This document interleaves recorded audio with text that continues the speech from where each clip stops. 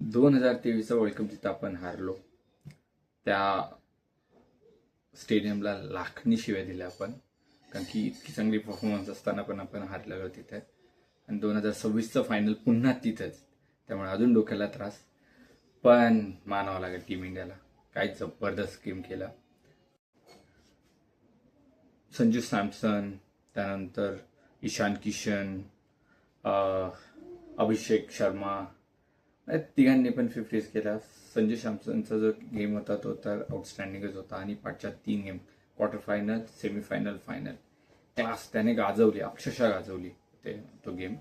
त्यानंतर बॉलिंगमध्ये Jasprit Bumrah all time great यार, त्याच्याबद्दल काय बोलणार. यावेळेस पाचच्या सेमीफायनल आणि फायनलमध्ये वरून नाही चालला, बट अक्षर पटेलने विकेट्स घेतल्या.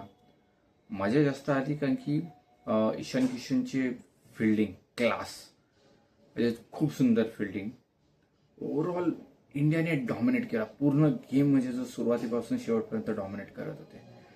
ही फिलिंगच वेगळी आहे की इंडियाने पुन्हा एकदा इंडियाने हा वर्ल्ड कप जिंकून खूप सारे रेकॉर्ड बनवले. एक म्हणजे इंडिया पहिली टीम आहे ज्यांनी 3 वेळा वर्ल्ड कप जिंकलाय, T20 वर्ल्ड कप. दुसरा, इंडिया पहिली टीम आहे ज्यांनी वर्ल्ड कप डिफेंड केला. आणि तिसरा कोणता होता रे,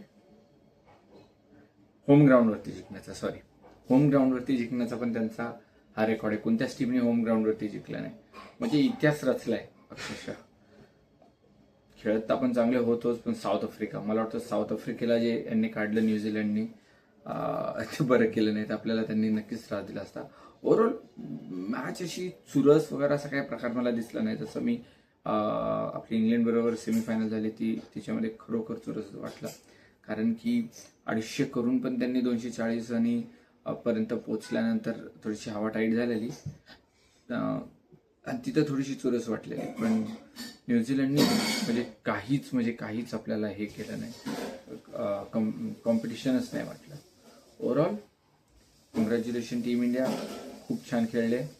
आणि आता बाकी जण इंडियाच्या गेमवरती डाऊट करतील ते आपण, तुम्हाला माहिती असेल 2003ला जेव्हा आपण वर्ल्ड कप हारलेलो त्यावेळेस आपले काही लोक बोलत होते की रिकी पॉन्टिंगच्या बॅटमध्ये स्प्रिंग होता, तसे आता काही 150 येतील, बोलतील इंडियाने फिक्स केलं, हे केलं, ते केलं, इंडियाचा खेळ हे होता ते होता, चालू होते.